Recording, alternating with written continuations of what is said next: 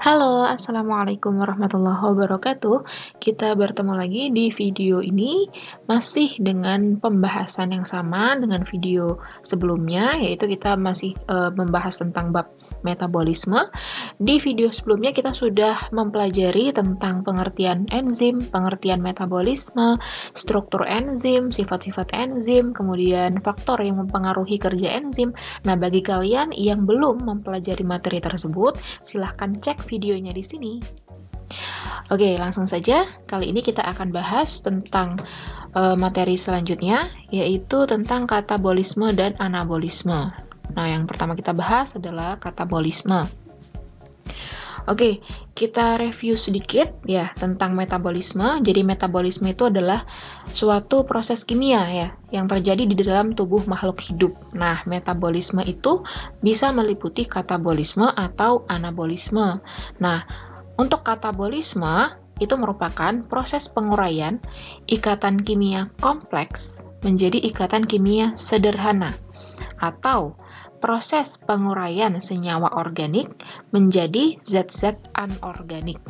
Jadi pada intinya katabolisme ini dia memecah senyawa yang kompleks atau organik menjadi zat-zat kimia sederhana atau zat-zat anorganik gitu ya. Jadi tujuannya si katabolisme ini semata-mata hanya untuk menghasilkan energi. Nah, senyawa organik itu apa saja? Nah, ini contohnya, yaitu glukosa, protein, lemak, vitamin, enzim. Nah, yang nantinya ini semuanya akan dipecah untuk menghasilkan suatu energi. Nah, sedangkan senyawa anorganik ini meliputi NaCl, karbon, hidrogen, oksigen, nitrogen, dan lain sebagainya. Gitu ya. Nah, jadi katabolisme ini kaitannya dengan aktivitas kita sehari-hari. Contohnya adalah ketika kita makan ya, ketika kita makan, makanan kita itu adalah senyawa organik. Nah, makanan kita itu harus dipecah terlebih dahulu atau diuraikan terlebih dahulu agar dapat membentuk energi. Nah, jadi kita bisa beraktivitas dengan baik karena kita sudah memperoleh energi dari makanan yang kita makan gitu ya. Nah, katabolisme karbohidrat ini terjadi melalui proses respirasi seluler atau respirasi sel. Nah, respirasi sel ini terbagi menjadi dua. Ada respirasi aerob dan respirasi anaerob. Nah, untuk yang respirasi aerob, ini respirasi yang membutuhkan oksigen. Sedangkan respirasi anaerob, ini adalah respirasi yang tidak membutuhkan oksigen. Nah, sekarang kita bahas terlebih dahulu tentang respirasi aerob. Nah, ini adalah proses dan hasil dari respirasi aerob yang sudah dirangkum dalam sebuah tabel. Nah, mari kita pelajari. Respirasi aerob. Nah, ini respirasi yang memerlukan oksigen bebas. Nah, respirasi aerob ini berlangsung melalui 4 tahapan. Yang pertama adalah glikolisis, yang kedua adalah dekarboksilasi oksidatif atau DO, yang ketiga adalah siklus Krebs, yang keempat adalah rantai transport elektron. Nah, untuk glikolisis yang pertama yaitu proses glikolisis. Nah, proses ini mengubah glukosa menjadi 2 molekul asam pirufat. Nah, proses glikolisis ini terjadi di sitoplasma, menghasilkan 2 NADH dan 2 ATP. Nah, ATP ini adalah energi yang nantinya akan berfungsi sebagai membuat tubuh kita itu menjadi dapat beraktivitas dengan baik gitu ya, energi. Selanjutnya, tahap yang kedua yaitu dekarboksilasi oksidatif. Nah, dekarboksilasi oksidatif ini merubah 2 asam pirufat yang tadi sudah dihasilkan di tahap glikolisis menjadi 2 asetil CoA plus CO2. Nah, proses ini dilakukan di matriks mitokondria. Jadi mitokondria itu ada bagian yang namanya matriks. Nah, kalau kalian belum paham, kalian coba cek lagi materi di kelas 2 tentang struktur sel dan organel-organelnya ya. Nah, tahap kedua ini menghasilkan 2 NADH tanpa dihasilkan ATP. Selanjutnya tahap ketiga yaitu siklus Krebs. Nah, siklus Krebs ini merubah 2 asetil CoA yang tadi dihasilkan di tahap DO menjadi 4 CO2. Nah, proses ini dilaksanakan atau dilakukan di matriks mitokondria juga. Nah, hasilnya adalah 6 NADH, 2 FADH2, dan 2 ATP. Tahap yang terakhir yaitu rantai transport elektron. Nah, di sini meliputi 10 NADH dan 2 FADH. Nah, ini didapat dari NADH dan FADH yang sebelumnya dihasilkan di tahap-tahap sebelum rantai transport elektron ini. Nah, NADH dan FADH ini nantinya akan dikonversi menjadi energi semuanya.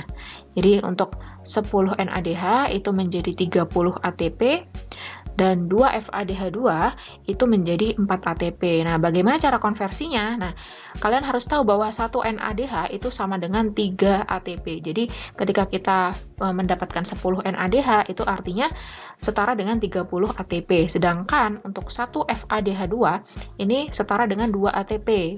Jadi, kalau kita punya 2 FADH2, nah berarti dihasilkan 4 ATP.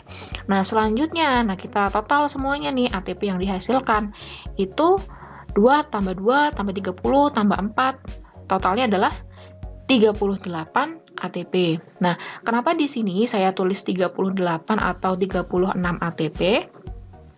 Jadi sebenarnya total maksimal yang dihasilkan dari pemecahan glukosa itu maksimal didapatkan 38 ATP. Akan tetapi di sini ditulis 36. Jadi sebenarnya 2 ATP ini nanti akan digunakan kembali untuk proses glikolisis. Jadi glikolisis ini membutuhkan 2 ATP untuk menjalankan prosesnya, begitu ya. Makanya di sini ditulis 38 atau 36 ATP. Bagaimana? Jelas? Nah, sepertinya cukup kompleks ya, tapi jangan khawatir. Nah, di sini saya punya trik untuk menghafalkan seluruh proses ini gitu ya. Kalian bisa pakai singkatan glidosikte. Gli itu adalah glikolisis, do itu adalah dekarboksilasi oksidatif, sik adalah siklus Krebs, dan T adalah rantai transport elektron. Nah, glidosikte. Dan ATP yang dihasilkan yaitu urutannya sebagai berikut. 2, 0, 2, 34. Sedangkan NADH garing FADH2 yaitu 2, 2, 6 atau 2, dan 0. Jadi maksudnya 6 ini adalah NADH-nya dan 2 ini adalah FADH2-nya. Gitu ya. Jadi kalian akan lebih mudah menghafalkan proses ini. Oke. Kita lanjut ke respirasi anaerob. Nah, di sini respirasi anaerob, ini respirasi yang tidak memerlukan oksigen. Jadi, respirasi aerob, ada yang salah ya. Jadi, respirasi anaerob ini berlangsung melalui 2 jalur, yaitu glikolisis. Nah, yang kedua, itu optional. Jadi, bisa pembentukan alkohol atau pembentukan asam laktat. Ya, yang pertama glikolisis. Nah, tadi diingat-ingat, glikolisis ini mengubah glukosa menjadi molekul apa coba? Ingat nggak? Oke, benar. Jadi glikolisis ini mengubah glukosa menjadi 2 asam pirufat. Nah, 2 asam pirufat ini nantinya akan diproses. Bisa jadi pembentukan alkohol, bisa dibentuk menjadi asam laktat. Ya, tergantung nanti prosesnya seperti apa gitu ya. Nah, untuk pembentukan alkohol, jadi ini tadi, glukosa diubah menjadi etanol atau C2H5OH plus 2CO2 dan 2 ATP. Nah, jadi ATP yang dihasilkan dalam respirasi anaerob ini jauh lebih sedikit daripada respirasi aerob ya. Nah, contoh organisme yang melakukan fermentasi alkohol ini adalah ragi. Yang kedua, bisa diubah menjadi asam laktat. Nah, prosesnya adalah sebagai berikut. Glukosa diubah menjadi 2 asam laktat plus 2 ATP. Contoh organisme yang melakukan fermentasi asam laktat adalah bakteri asam susu yang menyebabkan asamnya susu gitu ya. Jadi kalian bisa lihat, kalian bisa bandingkan ya, respirasi aerob tadi itu dihasilkan dalam satu molekul glukosa itu dapat dihasilkan maksimal 38 ATP, sedangkan untuk respirasi anaerob itu hanya dihasilkan 2 ATP saja gitu ya. Oke. Selanjutnya kita bahas tentang anabolisme. Nah, anabolisme ini kebalikan dari katabolisme tadi. Kalau katabolisme itu adalah pemecahan senyawa kompleks, kalau anabolisme ini adalah proses pembentukan senyawa kompleks dari senyawa sederhana atau proses penyusunan senyawa organik dari zat-zat anorganik. Nah, anabolisme karbohidrat itu ada dua, ada gluconeogenesis atau proses pembentukan karbohidrat dari molekul-molekul non-karbohidrat, dan fotosintesis, yaitu pembentukan karbohidrat dengan bantuan energi cahaya atau foton. Nah, kita bahas fotosintesisnya ya. Terdiri dari dua proses. Yang pertama ada reaksi terang, yang kedua ada reaksi gelap. Nah, yang pertama reaksi terang. Nah, reaksi terang ini terjadi pada tilakoid atau grana di kloroplas. Nah, kalian harus tahu strukturnya kloroplas ini seperti apa ya. Kalian bisa cek lagi di materi kelas 2 tentang sel ya.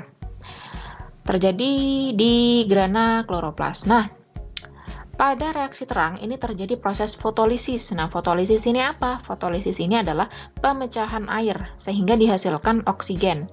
Jadi oksigen dihasilkan dari pemecahan H2O. Nah, kalian bisa lihat di sini ada H2O mengalami proses sehingga dihasilkan oksigen, gitu ya. Reaksi tergantung pada cahaya untuk mengubah energi cahaya menjadi energi kimia berupa ATP dan NADPH. Nah, selain dihasilkan oksigen, di proses ini juga dihasilkan ATP dan NADPH. Oke, lanjut. Nah, selanjutnya adalah reaksi gelap. Reaksi gelap ini terjadi pada stroma kloroplas ya. Kemudian reaksi yang dapat atau bukan harus berlangsung dalam gelap karena enzim-enzim untuk fiksasi CO2 pada stroma kloroplas tidak memerlukan cahaya tetapi memerlukan ATP dan NADPH yang dihasilkan dari reaksi terang gitu ya. Nah, pada reaksi gelap ini membutuhkan CO2 ya, membutuhkan CO2 dan ATP serta NADPH untuk menghasilkan gula atau glukosa dan menghasilkan NADP+ dan ADP. Nah, NADP+ dan ADP ini dibutuhkan untuk proses reaksi terang, gitu ya. Sedangkan reaksi gelap ini membutuhkan ATP, NADPH, dan CO2. Sampai sini paham? Oke. Nah, sampai sini dulu pembahasan kita mengenai katabolisme dan anabolisme. Semoga penjelasan yang saya berikan ini cukup jelas dan bermanfaat bagi kalian dan membantu kalian dalam proses belajar khususnya di era pandemi ini. Semoga bermanfaat. Saya akhiri. Assalamualaikum warahmatullahi wabarakatuh.